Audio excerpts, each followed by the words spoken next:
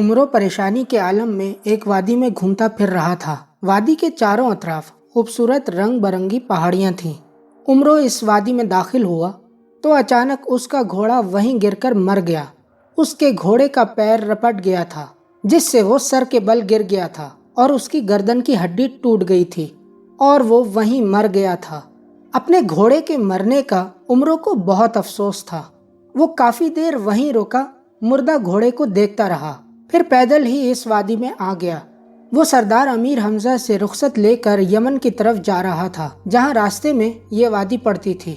सरदार अमीर हमजा ने खुद ही उमरो को इजाज़त दे रखी थी कि वो महीने 2 महीने बाद अपनी बीवी चांद तारा से मिलने ज़रूर जाया करे, ताकि चांद तारा को ये एहसास न हो सके कि वो अकेली है।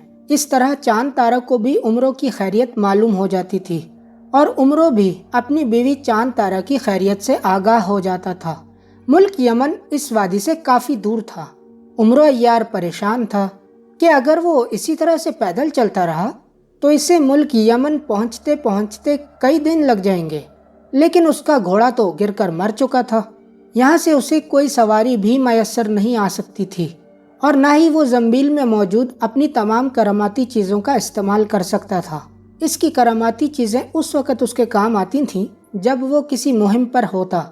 आम हालात में वो जंबील से कोई मदद हासिल नहीं कर सकता था। उमरो ने अभी आधी वादी ही उबूर की थी कि अचानक एक पहाड़ी के पीछे से 5 खौफनाक शक्ल वाले इंसान निकलकर सामने आ गए। उन सब ने गर्म ऊनी लिबास पहन रखे थे और उनके पैरों में मोटे चमड़े के जूते थे। उन सबकी मूछें बेहद बड़ी हुई थीं और उनके हाथों में कुल्हाड़ियां भी नजर आ रही थीं। उमरो को देखकर वो तेजी से उसकी तरफ बढ़े और उन्होंने उमरो को अपने घेरे में ले लिया। काका, कौन हो तुम? उमरो ने उन सब की तरफ देखते हुए घबराए हुए लहजे में पूछा। उनमें से एक शख्स ने नीला लिबास पहन रखा था। वो आगे बढ़ा और उमरो की जानिब खूनी नजरों से देखने लगा। डाकू, उस नीले लिबास वाले ने कहा। तो डाकू का सुनकर उमरो अय्यार का रंग उड़ गया। डाकू? उमरो ने घबराहट ज़दा लहजे में कहा। हाँ, हम डाकू हैं, पहाड़ी डाकू, उस नीले लिबास वाले ने कहा। तो उमरो का रंग और जर्द हो गया। उसने पहाड़ी डाकुओं के बारे में सुन रखा था कि वो बेहद जालिम, सफाक और बेरहम डाकू थे, जो न सिर्फ इंसानों को लूटते थे बल्कि लूटने के बाद उस इंसान को निहायत बेदर्दी से कत्ल भी कर दिया करते थे। यमन के बादशाह और दूसरे मुल्कों के बादशाहों ने उन डाकुओं की तलाश में कई बार फौजी दस्ते भेजे थे, लेकिन आज तक वो उन डाकुओं में से किसी एक को भी तलाश न कर सके थे। इन डाकुओं के बारे में कहा जाता था कि वो लूट मार और कत्लो गारत करने के बाद पहाड़ियों में जाकर न जाने कहाँ छुप जाते हैं कि लाख तलाश करने के बावजूद भी हाथ नहीं आते थे। अलबत्ता इन डाकुओं के बारे में इतना जरूर मशहूर था कि इन डाकुओं की तादाद 5 थी और इनके सरदार का नाम जंगा डाकू था। क्या तुम जंगा डाकू हो? उमरो ने नीले लिबास वाले डाकू की तरफ खौफजदा नजरों से देखते हुए कहा। हाँ, मैं जंगा डाकू हूँ, नीले लिबास वाले डाकू ने कहा। यहाँ क्यों आए हो? मुझसे क्या चाहते हो? उमरो ने खौफ से थूक निगलते हुए कहा। तुम्हारे पास जो कुछ है निकाल कर हमारे हवाले कर दो, जंगा डाकू ने खौफनाक लहजे में कहा। मेरे पास कुछ नहीं है, सिर्फ एक घोड़ा था जो इस वादी की दूसरी तरफ गिरकर मर गया। और बकवास मत करो, तुम्हारे पास जो मालो दौलत है वो निकाल कर हमें दे दो, वरना मैं कुल्हाड़ी मार मार कर तुम्हारे टुकड़े कर दूंगा, जंगा डाकू ने गौसीले लहजे में कहा। मैं सच कह रहा हूँ, मेरे पास कुछ नहीं है, उमरो ने डरते हुए कहा। सरदार, इसने बगल में जो थैला लटका रखा है, इसमें जरूर इसका कीमती सामान होगा, उमरो के पीछे खड़े एक डाकू ने कहा।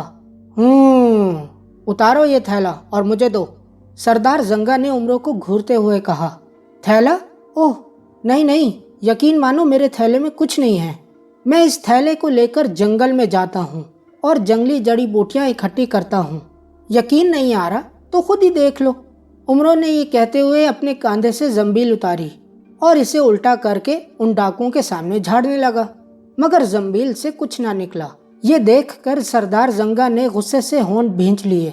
मागा, आगे बढ़कर इसकी तलाशी लो, सरदार जंगा ने अपने एक साथी से कहा।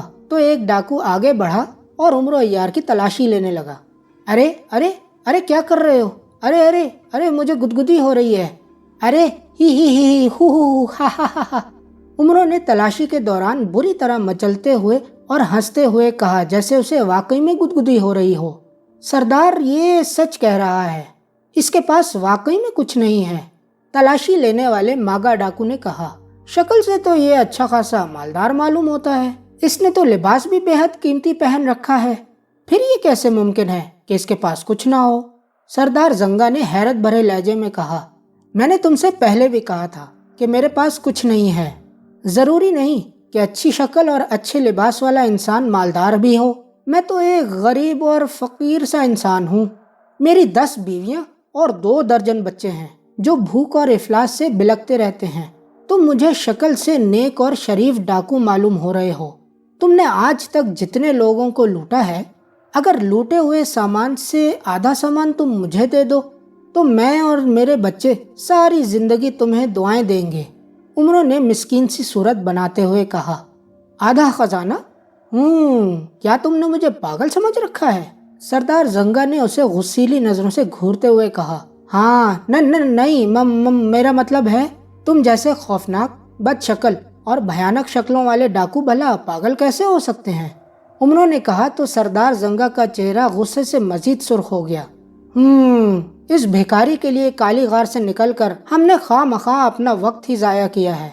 हलाक कर दो इसे और इसकी लाश के टुकड़े टुकड़े करके वादी में फेंक दो। अभी कुछ ही देर में यहाँ गिद्ध भी आ जाएंगे और इसकी लाश के टुकड़े खा जाएंगे, सरदार जंगा ने गुस्सीले लहजे में कहा। उसकी बात सुनकर उमरो अय्यार बौखला गया। डाकुओं ने उसको चारों तरफ से घेर रखा था, वो उसके काफी करीब थे। सरदार जंगा की बात सुनकर सारे डाकुओं ने अपनी कुल्हाड़ियां बुलंद कर लीं। इससे पहले कि वो उमरो अय्यार पर हमला करते, उमरों ने फौरन जंबील में हाथ डालकर तलवार हैदरी निकाल ली। उसे थैले से इस तरह तलवार निकालते देखकर डाकू हैरान रह गए, क्योंकि उमरों ने उनके सामने थैला झाड़ा था और थैला खाली था। वो शायद इस बात पर हैरान थे कि इस थैले में से आखिर तलवार कैसे निकल आई। तलवार निकालते ही उमरो अय्यार का हाथ बिजली किसी तेजी से हरकत में आया और 2 डाकू बुरी तरह से चीखते हुए दूर जा गिरे। उमरों ने तलवार के एक ही वार से उनकी गर्दनें उड़ा दी थीं। अपने 2 साथियों को इस तरह हलाक होते देखकर सरदार जंगा और उसके बाकी 2 साथी और ज्यादा गजबनाक हो गए। उन्होंने उछल उछल कर हमले करना शुरू कर दिए। फिर एक डाकू की कुल्हाड़ी जैसे ही उसकी कमर को छूकर गुजरी, उमरो अय्यार को कमर पर शदीद जलन का एहसास हुआ। दूसरे ही लम्हे उसका चेहरा शदीद गजब से बिगड़ता चला गया। उसने एक जोरदार चीख मारी और उसने और ज्यादा तेज और खौफनाक अंदाज में तलवार चलानी शुरू कर दी। 2 डाकू और हलाक हो गए थे। अब सिर्फ सरदार जंगा बाकी था, जो बढ़ चढ़ कर उमरों पर हमले कर रहा था, मगर उमरो अय्यार ने चंद ही लम्हों में उसे भी हलाक कर दिया। अब 5 के 5 डाकुओं की लाशें वहां बिखरी पड़ी थीं। मुझे लूटने आए थे ख्वाजा उमरो अय्यार को, उमरों ने गुर्राते हुए कहा। डाकुओं के हमले से वाकई उसे गुस्सा आ गया था, इसीलिए वो उन डाकुओं पर टूट पड़ा था। उन डाकुओं ने किसी काली गार का नाम लिया था। उमरों ने सोचा, यकीनन इन डाकुओं ने अपना सारा खजाना काली गार में छुपा रखा होगा। इसने जंबील में से एक सुर्ख गेंद निकाली और इसे जमीन पर डाल दिया। इसने सुर्ख गेंद से कहा कि इसे काली गार में पहुंचा दिया जाए। गेंद हरकत में आई और उसे पहाड़ियों के बीच एक खुफिया गार में ले गई, जहां वाकई खजाने का ढेर देखकर उमरो अय्यार की बाछें खिल गईं। जो डाकू उसे लूटने आए थे, अब उनका खजाना उमरो अय्यार लूट रहा था।